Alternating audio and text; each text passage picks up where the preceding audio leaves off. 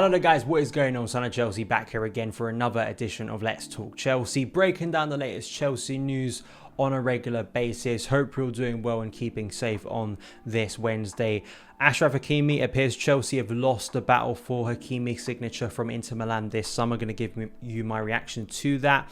Also, Adama Traore as a potential backup option. Will we now see Chelsea pursue Traore because they've lost out to Hakimi, and whether that's a good deal or not? Then we'll get into Billy Gilmour, a potential loan for him in the Premier League, Olivier Giroud going to AC Milan, and finally a little bit on pre-season. But before we get into any of that good stuff, I want to ask you guys, if you haven't already, hit that subscribe button and a notification bell so you don't miss any of the uploads on the channel. Also hit that like button because it helps new people find it as well. So Hakimi, one of the big targets, or at least one of the obvious targets we've heard of this summer. It's kind of been Hakimi and Erling Haaland, and there was this feeling that it's going to be a battle between Chelsea and PSG for a signature, and there was hope that Chelsea were ahead in terms of Hakimi last week. But Fabrizio Romano tweeting earlier today, the Achraf Hakimi deal, PSG now set to improve their official bid to Inter as expected, around 70 million euros, add-ons included. To complete the agreement confirmed, PSG have reached an agreement on personal terms with Hakimi on a 5-year contract. He also went on to reply to someone else sort of talking about Chelsea being involved here, that Chelsea, in his view, never made an official bid for Hakimi, only talks with player agent and offering players as part of the deal. Some of the reports we got last week were sort of in the opposite to that, saying that Chelsea had matched sort of PSG's offer for Hakimi, and it appears that PSG at least are ahead of Chelsea for Hakimi, and it appears most likely that Hakimi will be signing for PSG this summer instead of Chelsea. I have always said my view on this deal, I've never been overly positive about it. I've never been overly negative about it. I think I got to a point where I was like, okay, if he signs, and I think this is the general consensus I've seen. I hate to sort of stereotype and sort of bunch in a load of different opinions here, but I think that generally what I've seen when I've asked you guys on my community page, the comments of my videos, what I've seen generally on Twitter is, I think a lot of people know that Hakimi is a very good player. I think the caveat or the question that's posed after that is, do we really need him? And this has always been my point, not only on Hakimi, but I kind of think more so of Adama Traore, that this is not a deal that I think is going to make or break Chelsea's transfer window. I really don't. Now, there are a lot of parts to this. Some people will say that, Tuchel really wanted this player, and is that going to cause friction as we've seen before? We don't know that. I think that it'd be interesting to see how the rest of the transfer window plays out. Tuchel, despite saying he wanted 2 or 3 top quality signings, and I think that's key, top quality players, which Hakimi I think would have been one of them. I think he's also said other things in the past, saying that, I'm quite relaxed on the current squad. I'm quite relaxed on the transfer situation at Chelsea.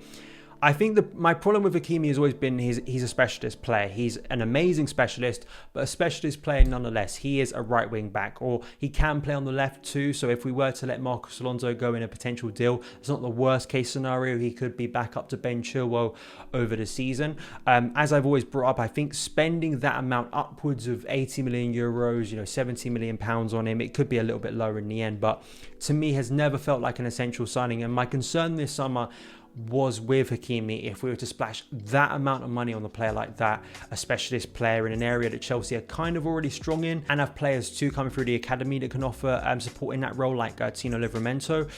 I just felt, for me, it wasn't the biggest signing for me. I think central midfield, if Billy Gilmour is going to go out on loan, and especially, mainly, a striker is more important here. If Chelsea save all of this money on Achraf Hakimi, don't sign anyone else, but then really go for Erling Haaland, or maybe go back in for Romelu Lukaku and get that deal done, then I don't think many people will be complaining. I think that Hakimi absolutely is a really, really good player. I think looking at him, looking at scouting reports, studying what he's done over a number of years at Borussia Dortmund, but also Inter Milan, helping them win the Scudetto, his output is pretty impressive for a right wing back. But my belief with Reece James' quality is not only that I think if you were to give him an elite number 9 like Hakimi has had for the previous 2 seasons, I think Reece would get very good creative numbers if he had better finishes in front of him, but also Reece's versatility. I know Reece can play in a back 4. I know he can play as a right wing back. I'm not quite sure about Hakimi, and I think dumping that amount of money on a player who may be surplus ridiculous to requirements despite his age in a couple of years. The issue I always have with Chelsea, we don't know what the club's going to look like in 2 years. We could be back to another coach with a 4-3-3 who only wants to play a 4-3-3, and that may not suit Achraf Hakimi. It suits the current coach, and if your belief is absolutely, I can understand why Tuchel wants him and it would help him get the Premier League title next season, which is, the selfish way of looking at it. But for Chelsea too, it's once again this case of spending money where I don't think we really need to, and I think there are other positions that should be of higher priority. And it's the same with Adama Traore. I've been a fan of Traore for a number of years. I love watching him play football. He can be a frightening player on the football pitch, but do we need him? We don't. We just don't. And the argument kind of with Hakimi as well, and the things I've seen around Traore too, is that he'd be an impact player for around probably 30 to 40 million this summer, maybe a little bit less. An impact player who could do the job, that Christian Pulisic can do at the moment, that Callum Hudson-Odoi could do. Callum Hudson-Odoi, this is another big thing about Callum at the moment, is we've invested so much on Callum. We apparently rejected a massive offer from Bayern Munich late last summer for him.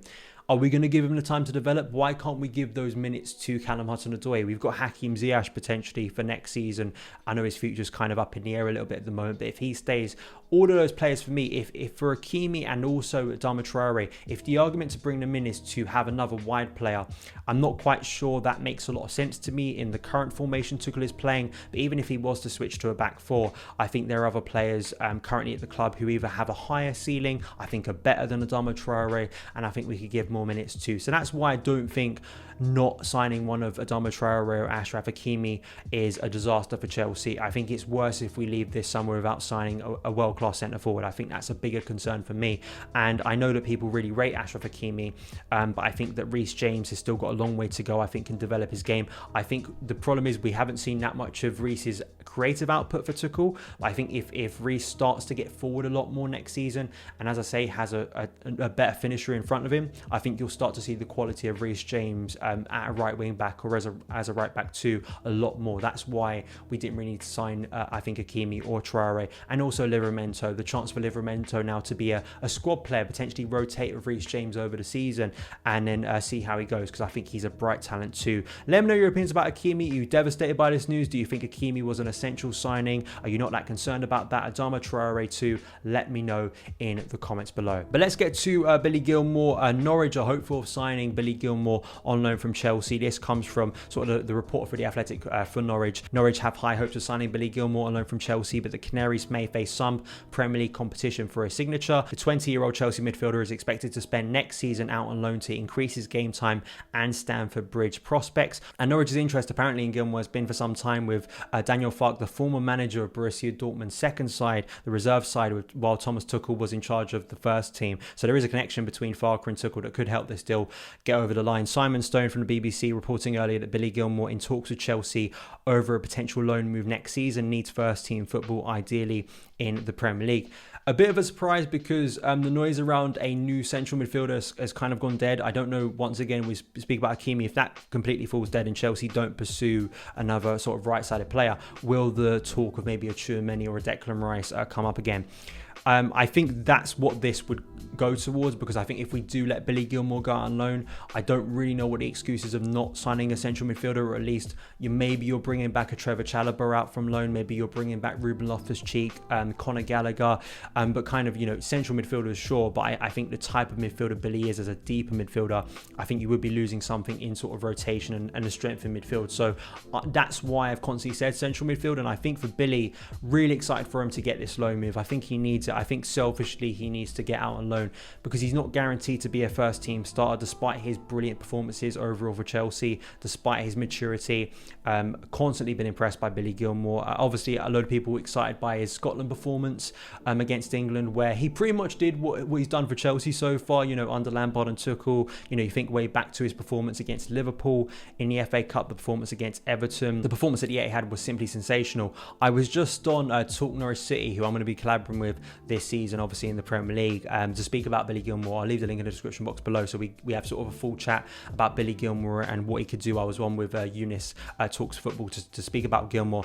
I think that'd be a really good move for him. Of course, the German connection. I think that Gilmour needs to go to somewhere where they want to play with the ball. They're more of a possession-based side, an attack-minded side, and that's absolutely what Norwich are, despite being a little bit more defensively resilient in the Championship last year, and I think giving them a better chance this season to hopefully stay up in the Premier League for them. I think Gilmour would do really well to go to Norwich. I think other than Norwich, you're looking at the likes of Southampton, who were interested in him before, and Brighton, who I don't think have been linked to him, but I think would be another great move for him. I think he is ready for Premier League football.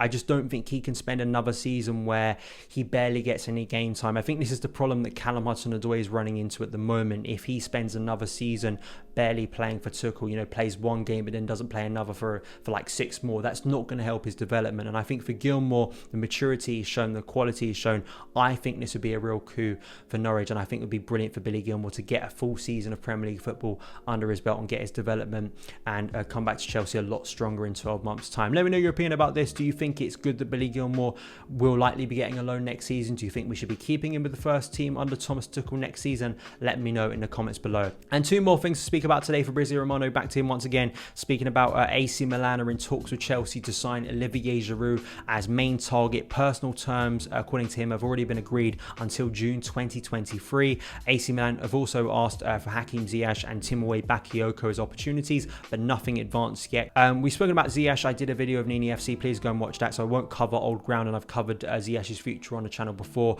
Timothy Bakayoko needs to be a permanent move this summer. Maybe that could be a destination for him. He's been on loan there before.